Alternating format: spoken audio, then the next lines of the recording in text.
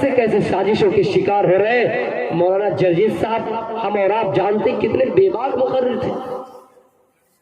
मैं उनके अमाल की तरफ नहीं जाता हूं, इंसान है, गलतियां हो सकती है, लेकिन साजिशों के शिकार देखिए, बाकायदा पैसे देकर जजमेंट के सामने फैसला लिया जाता है, जजों के सामने उनका बयान होता है, मजिस्ट्रेट्स के सामने कि हाँ मेरे साथ ऐसा ऐसा किया है। तो सिर्फ ये आज के दौर में नहीं, आपको एक वाकया बता दूं, गौतम बुद्ध के जमाने में भी ऐसा हुआ था। बुद्धिज्म लोग होंगे इर्द गिर्द, वो मेरी इन वाकये को अच्छी तरह से सुने, मैं उनके फेवर में बोल रहा हूं, उनके फायदे ही के लिए बोल रहा हूं। गौतम बुद्ध की भी बड़ी बड़ी मजलिसें लगती थी, बड़ी बड़ी सभाएं लगती थी। वो अपने सभाओं में लोगों को लेक्चर दे रहे थे, समझा रहे थे, अपने धर्म की बात बता रहे थे, ज्ञान दे रहे थे, शिक्षा दे रहे थे। इतने में एक औरत दौड़ती हुई आई, पीछे से एक औरत आई, उनका पेट बड़ा नजर आ रहा था, पेट बड़ा नजर आ रहा था। पहले पूरा सुनिए, पेट बड़ा नजर आ रहा था। नजर आने के बाद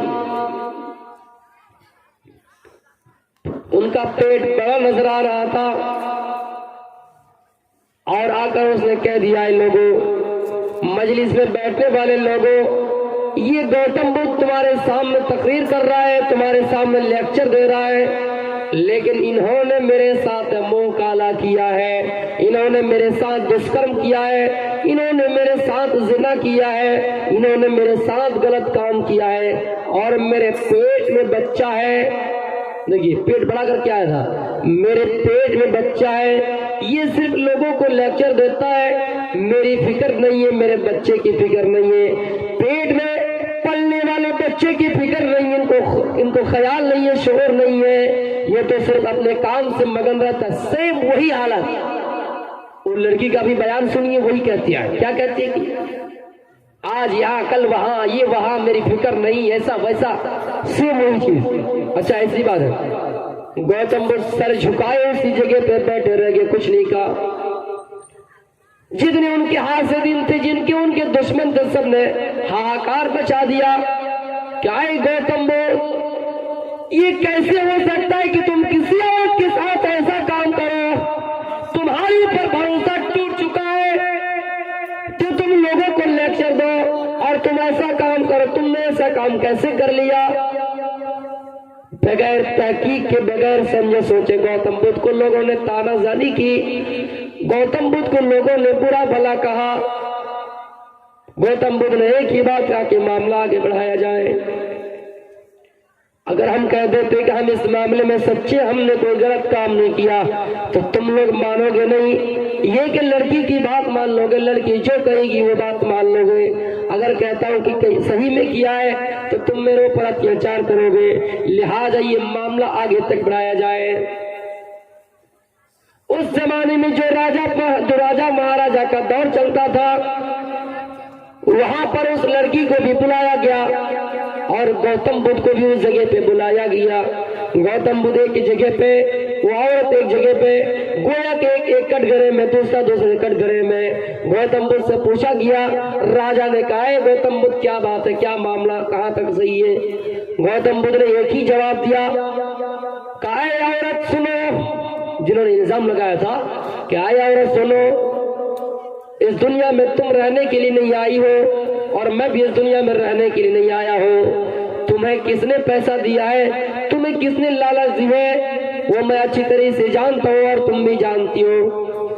तुम सही सही बताओ, तुम 2-4 रुपया लेकर बड़े नहीं हो जाओगे, 2-4 रुपया लेकर तुम स्वर्ग में नहीं जाओगे। इतना कहना था गौतम बुद्ध का, समझाना था।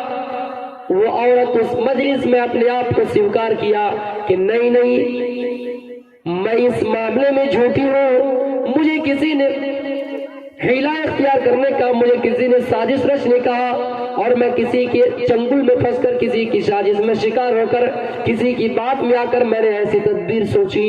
वो औरत ये कहकर पीछे से इतनी तेजी से दौड़ पड़ा, वो औरत जैसे जैसे दौड़ रही थी, पेट में जो पेट को बड़ा किया था, घास फूस से बड़ा किया था, गठरी से बड़ा किया था।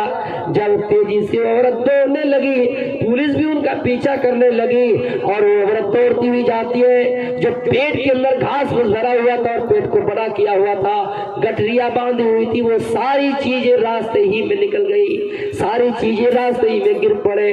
तो मेरे भाइयों, सच्चाई जाहिर करने वाला ईश्वर है, सच्चाई दिखाने वाला ईश्वर है। चाहे तुम कुछ भी कर लो, एक दिन हक आएगा, बातिल मिट जाएगा। जाल हक व जाकल बातिल इन्नल बातिला काना ज़रूका।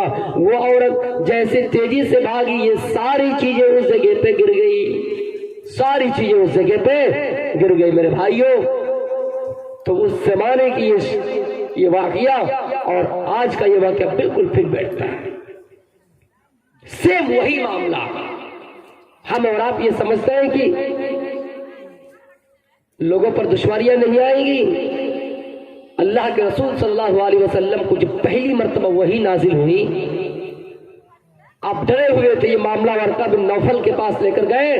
वर्का बिन नौफल ने कहा कि अगर मैं जिंदा रहूं तो आपकी मदद करूंगा, ये मोहम्मद है मेरे भतीजे सल्लल्लाहु अलैहि वसल्लम। लेकिन एक पेशिन गोई कर। क्या पेशिन गोई की? कहे मोहम्मद है मेरे भतीजे, देखना तुम्हें तुम्हारी कौम इस बस्ती से एक दिन निकाल देंगी। मोहम्मद ने कहा, मेरी कौम मुझे इस बस्ती से निकाल देंगी? हाँ। कहा क्यों? मैं तो किसी की अमानत में खयानत नहीं करता हूं, मैं लोगों की मदद करता रहता हूं, लेकिन मेरी कौम मुझे क्यों निकाले? करके नहीं, इससे पहले भी जो रसूल आए हैं सबके साथ वही मामला किया गया है। तो मेरे भाइयों, जो भी इस जमाने में परवान को चलना चाहा, उनके साथ वैसा ही मामला किया कि वैसे हार गए। कौम में है, अपने बिरादरी में कुछ लोग हैं